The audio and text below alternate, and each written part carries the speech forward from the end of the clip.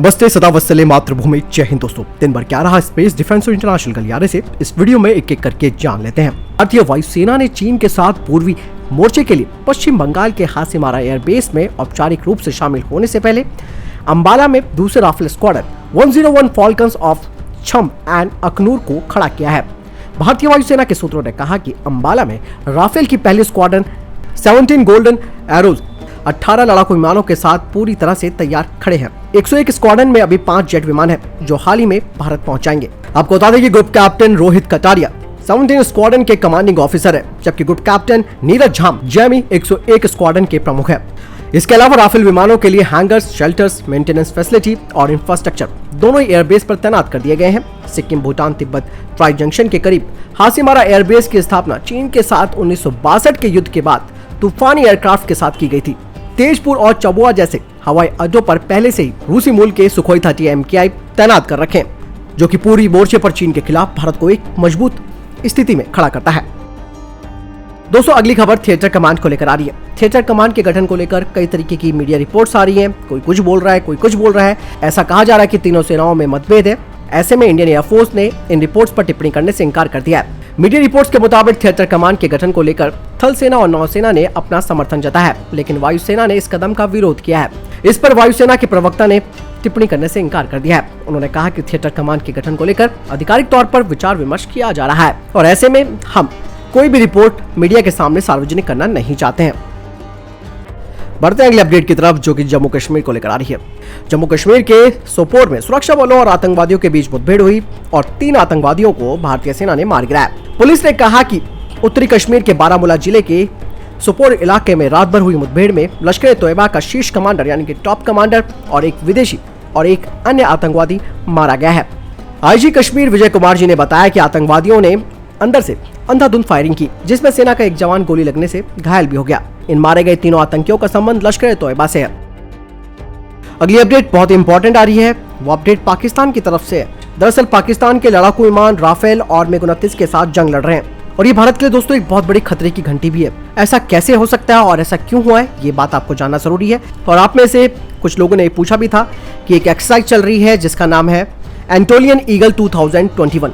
आपको बता दें कि भारतीय वायुसेना में राफेल विमान को टक्कर देने के लिए पाकिस्तान ने अब अपनी कमर कसनी शुरू कर दी है। पाकिस्तान के JF-17 लड़ाकू विमान इन दिनों तुर्की में राफेल फाइटर जेट के साथ जंग लड़ने का अभ्यास कर रहे हैं। ये राफेल फाइटर जेट कतर की वायुसेना के हैं, जो उसने फ्रांस से खरीदे हैं। ये राफेल विमान इन दिनों तुर्की में चल रहे एक हवाई अभ्यास में हिस्सा ले रहे हैं। यही नहीं, पाकिस्तान की वायुसेना MiG-29 लड़ाकू विमान के साथ भी जंग का अभ्यास कर रही है और MiG-29 भी भारतीय वायुसेना की जान है। आपको बता दें कि तुर्की में इन दिनों एंटोलियन ईगल 2021 युद्ध अभ्यास चल रहा है। इसमें कतर के 4 राफेल फाइटर जेट, अजरबैजान के 2 MiG-29 और पाकिस्तान के 5 JF-17 लड़ाकू विमान हिस्सा ले रहे हैं। इस दौरान पाकिस्तानी वायुसेना के पायलट राफेल और MiG-29 से जंग का अभ्यास कर रहे हैं। इससे उन्हें इन दोनों विमानों के बारे में महत्वपूर्ण जानकारी मिल सकती है और इन दोनों ही विमानों का इस्तेमाल भारतीय वायुसेना कर रही है। ऐसे में दोस्तों ये काफी बड़ी टेंशन है भारत के लिए। ऐसे में पाकिस्तान के पायलट अब दोनों फाइटर जेट से जंग लड़ने का तरीका सीख सकते हैं। ऐसा माना जा रहा है कि तुर्की भी इस पाकिस्तानी प्रयास में मदद कर रहा है और ये युद्ध अभ्यास 3 जुलाई तक चलेगा। दोस्तों, से पहले खबर भी आ रही थी कि पाकिस्तानी पायलटों को राफेल लड़ाकू विमान में ट्रेनिंग भी दी जा रही है, लेकिन फ्रांस की सरकार ने इसे फर्जी करार दिया। हालांकि एक रिपोर्ट में कहा गया है कि फ्रांस में पाकिस्तानी पायलट्स को राफेल जेट उड़ाने की ट्रेनिंग दी गई है। दरअसल खाड़ी देश कतर ने भी फ्रांस से राफेल खरीदे हैं। रिपोर्ट्स ये भी कहती हैं कि पाकिस्तान के एक्सचेंज पायलट्स जो कतर की वायुसेना के साथ मिलकर काम कर रहे हैं, उन्हें फ्रांस में इसे उड़ाने की ट्रेनिंग दी गई थी। दोस्तों, काफी टेंशन की बात है और ये कहीं ना कहीं सिस्टम संबंधी जानकारी राफेल और MiG-29 की पाकिस्तान को प्रोवाइड करा सकता है, लेकिन फायदा तो इनको तब भी नहीं होने वाला जब युद्ध होगा राफेल से इनके JF-17 थंडर का। तो ऐसे में राफेल अपनी तकनीक से लैस है, चाहे ये लोग तकनीक जान भी लेंगे लेकिन उसका मुकाबला तो नहीं कर पाएंगे, उसके हथियारों का मुकाबला तो नहीं कर पाएंगे। तो बहुत सारी चीजें हैं, सीखना अलग बात होती है, जानना अलग बात होती है, लेकिन ऑपरेट करना और ऑपरेशन में उसका इस्तेमाल करना वो बात अलग होती है। तो ऐसे में जो हम टेंशन कह रहे हैं वो कुछ है नहीं, बस एक हवा क्रिएट कर रखा है। लेकिन हमें भी यहाँ पर काफी गंभीर होना चाहिए, क्योंकि सवाल तुर्की को लेकर है, जो कि बेवजह पंगे ले रहा है भारत से। और इस तरीके की एक्सरसाइज करने का मतलब यही है कि भारत के खिलाफ पाकिस्तान को मजबूत किया जा सके। आपको क्या लगता है इस बारे में, कमेंट सेक्शन में जरूर लेकर बताएं। अगली अपडेट की बात करते हैं तो वो भारतीय नौसेना को लेकर आ रही है। भारतीय नौसेना का युद्धपोत INS ऐरावत साउथ चाइना सी में पहुंच गया।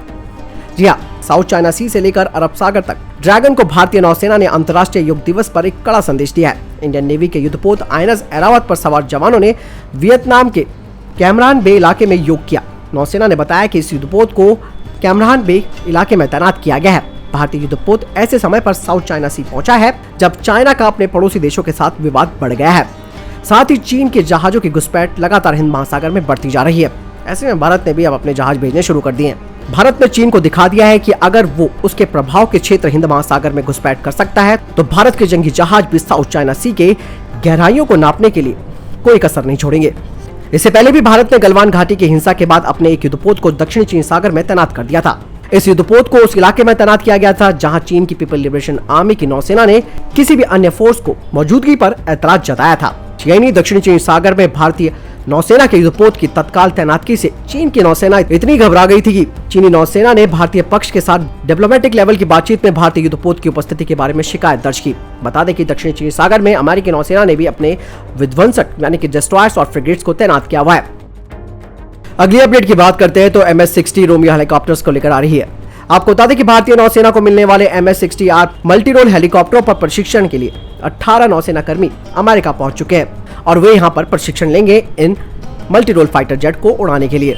नौसेना जिस तरीके से अपने अग्रिम पंक्ति के युद्धपोतों पर हेलीकॉप्टरों की भारी कमी का सामना कर रही है, ऐसे में नए हेलीकॉप्टरों की खरीद में देर होना एक चिंता का विषय है।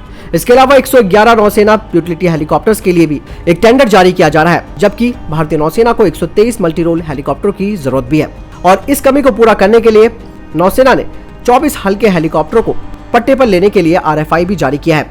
वहीं MS-60R हेलीकॉप्टर की बात करें तो ये काफी आक्रामक है और रक्षात्मक भूमिकाओं में प्रभावी ढंग से काम करता है। अगली अपडेट भारतीय वायुसेना को लेकर आ रही है। Air chief marshal RKS Bhadauria ji ने कहा कि भारतीय वायुसेना ERJ-145 Netra airborne early warning and control system को विकसित करना चाह रही है। हालांकि अभी DRDO को अपने स्वदेशी अवाक्स बेड़े की संख्या बढ़ानी है, क्योंकि पाकिस्तान और चीन दो मोर्चों पर युद्ध लड़ना है और अवाक्स के मामले में ये दोनों देश भारत से आगे भी हैं। हालांकि इंडियन एयरफोर्स ने कहा है कि 6 पुराने एयर इंडिया एयरबस A320 को नेत्रा 2.0 अवाक्स प्लेटफॉर्म पर कन्वर्ट किया जाएगा और साथ ही इसमें अपना स्वदेशी देसी आईसा रडार लगाया जाएगा जिसे DRDO ने विकसित किया है। इसके अलावा 3 ERJ-145 नेत्रा अवाक्स भारत के द्वारा खरीदे गए हैं और 2 इंडियन एयरफोर्स के साथ उड़ान भी भर रहे हैं। एक और को अभी DRDO भविष्य के कार्यक्रम के लिए टेस्ट बेड के रूप में उपयोग कर रहा है, जिसे कि बाद के चरणों में इंडियन एयरफोर्स में शामिल कर दिया जाएगा। अगली अपडेट स्काई रूट को लेकर आ रही है। स्काई रूट एरोस्पेस ने विक्रम 1 के तीसरे चरण कलाम 100 का प्रूफ प्रेशर टेस्ट यानी कि PPT पूरा कर लिया है। इस अल्ट्रा लाइट और high strength carbon composite case का परीक्षण 66 यानी कि 66 एटमॉस्फेरिक ऑफ प्रेशर पर किया गया था। भले ही इसे 75 यानी कि 75 ATM तक ले जाने के लिए डिजाइन किया गया हो। इससे विक्रम 1 लॉन्च वाहन के तीसरे चरण यानी कि कलाम 100 का परीक्षण फायरिंग होगी, जिसकी योजना कंपनी द्वारा इसरो की सुविधाओं में कुछ महीनों में की जाएगी। स्काई रूट ने अपने 5 Kalam series of solid rocket motors का अनावरण किया है, जो कि 5 किलोन्यूटन से 1000 किलोन्यूटन तक थ्रस्ट जनरेट कर सकते हैं। तो दोस्तों, ये थे अभी तक के टॉप डिफेंस और स्पेस अपडेट। वीडियो के संबंध में कोई प्रश्न जवाब या आपको कोई सवाल आप कमेंट में लेकर जरूर पूछ सकते हैं। बहरहाल इस वीडियो के लिए इतना ही। मिलता हूं नए अपडेट के साथ। ख्याल रखिएगा अपना। जय हिंद, जय भारत।